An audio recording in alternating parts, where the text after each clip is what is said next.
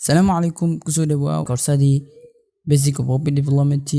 HTML CSS iyo JavaScript lagu baranayay. Koorsadan waa koorso aad u xiiso badan markaan waxaa la soo gaaray sectionkii aad ku xiiso badnaa ee loo baahan yahay qof kasta oo web developer ah in uu fahmo si fiican u gala garto ayna tahay CSS qaabka website-kaaga u dhigtid mid qurux badan oo design leh oo casriyeysan. sectionka marka waxaan ku baran doonaa qaabka website-keena waa style gareyn karno wax website-keena aan soo gashanay in aan qurxin karno aan ka dhigano website jiro sida Facebook ama sayidada u yaalan camal in aan ka dhigno. sectionkan waa mid aad u xiiso badan haddii aadan wax ka fahansaneyn CSS waxaa la dhaho style sheet waxaa ku fahmi doontaa cashirka xiga muuqaalkan u diyaar garow muuqaalka xiga oo adiga waqtigaaga ka faa'iideysanaya ka taxadir inaad si fiican u fahantid. waxaa loo baahan yahay in website-kaaga stylekiisa markasta ka fikirtid adigoo adeegsanaysa talaabooyinka ama tricks-ka aan wada wadaagayo inta koorsadan ay socoto. Understanding CSS session-kan ayaa ku fahmi doontaa qaabka website-kaaga u qurxin kartid ama style aad u dari kartid. Kaliya waxaa soo qaadanay oo hordhici chapterka ka horeeyay waxaan ku soo qaadanay qaabka website-kaaga u soo gashan kartid sawirada, forms u sameyn kartid, bottom image u soo gelin kartid, waxa dhan linkiisa u xiri kartaa iyo waxaas iyo qoraal u soo gelin kartaa. sidee marka waxaas style u bedel kartaa website caadi ah oo caalami ah u dhig kartaa waxaad ku baran doontaa sectionkan. U diyaar garow marka sectionkan.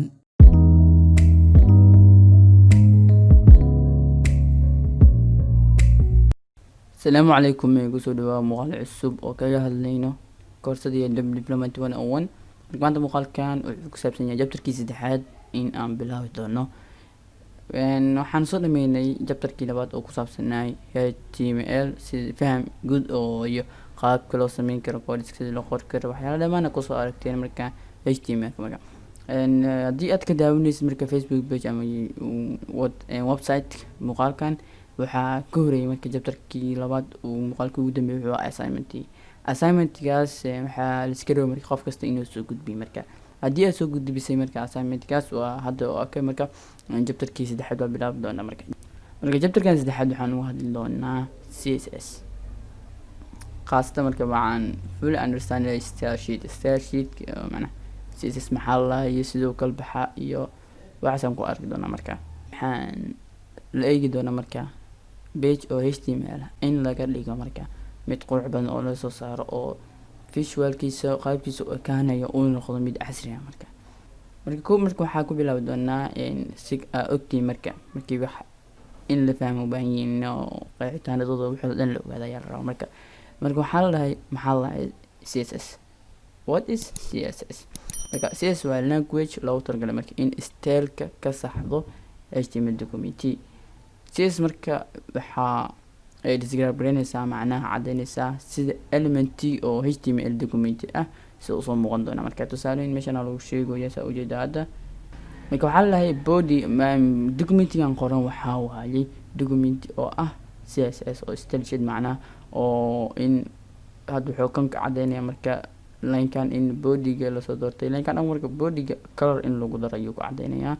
kan sidoo kale waa heading kan waa paragraph marka paragraph-ka marka color iyo text-ga waxa la bedelaa iyo waxaas marka cadeyna. marka waxaan dhamaantood arki doonaa muuqaalada dambe ku arki doonaa. marka waa hordhici marka CSS wili maxaa la ku wada jira CSS marka waxa la soo gaabshay cascading style sheet wax loo yaqaan ayaa laga soo gaabshay CSS. marka CSS marka waxaa laga wadaa marka waxay describe-gareynaysaa ama ay cadeynaysaa macnaha soo bandhigaysaa sida element ama screen-ka uu soo muuqanayo ama warqad ahaado ama media kale. marka macnaha style sheet macnaha haddii aad fahamsantahay waxaa laga wadaa in wax aad soo diyaarsay marka style wax ka bedesho oo qurxinayso waxaas la marka CSS saves a lot of work ilaalinaysaa marka waqti badan ilaalinaysaa macnaha in waxay waqti kulmin leedin hal mar page dhan wax yar oo code oo css a qorto ayaa loo baahan yahay marka sidaas marka oo ku noqon karaa marka mid oo casri ah marka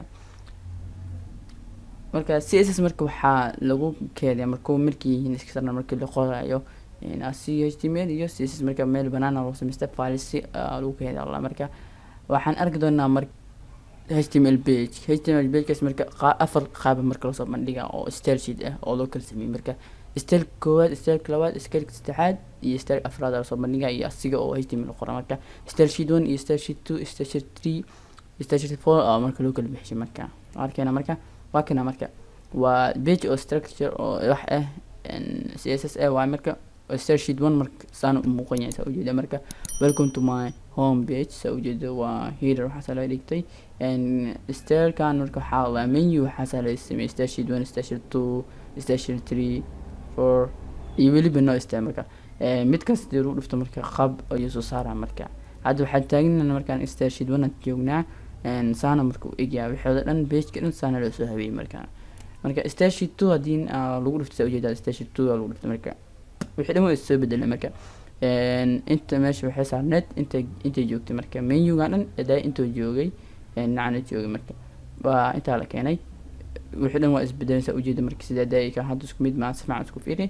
style sheet 3 marka hadii lagu dhufto marka hadana saana soo bandhiga marka hadana style sheet 4 hadii lagu dhufto marka saana soo bandhiga markii oo yahay markii wax style aan lagu sameeynin oo html document caadi qoran waa sida marka taas waxaan dhigi karnaa marka waxaan oo dhan oo ahaa style sheet-kan qaabka dhan in lagu soo sameeyay marka page oo ah css marka koodeel qorqori waxa soo marka waa google doona marka sida loo sameyn karo marka waxaan oo dhan kan hadda marka wuxuu ahay with no style marka waxaan eegi doonaa marka syntax-ka uu leeyahay css marka la joogo css rule-ka waa mid u degsan macnaha waa inuu lahaadaa selector kabacdina uu lahaadaa declaration block selector meel inuu ku lahaada iyo meel oo declaration markii wixii property iyo type value xasan lagu qoraa marka labas qaab markii css ka kooban yahay oo ma baahna marka taagi kale in la furfuro marka selector oo macnaha marka waxaa la dhahaa selector waxaa laga soo dooraa marka element html ah aad doonaysid inaa style wax isku dartid aan rabo marka in la soo doorto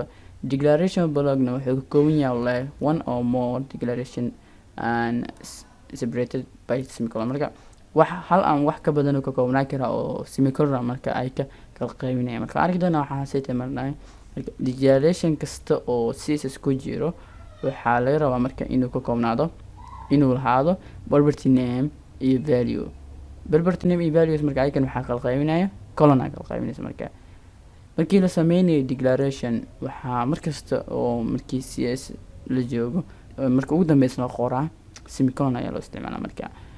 declaration block waa macnaha waxa ku wareegsanaya marka brackets curly brackets oo la hogwan oo qaabkan saan u qormanayso markasta lagu geliya marka laakiin inta tusaale ku soo qaaday marka h1 waa macnaha heading 1 oo selector la dhigay marka heading 1 ka marka bracket-ki oo curly brace la furay marka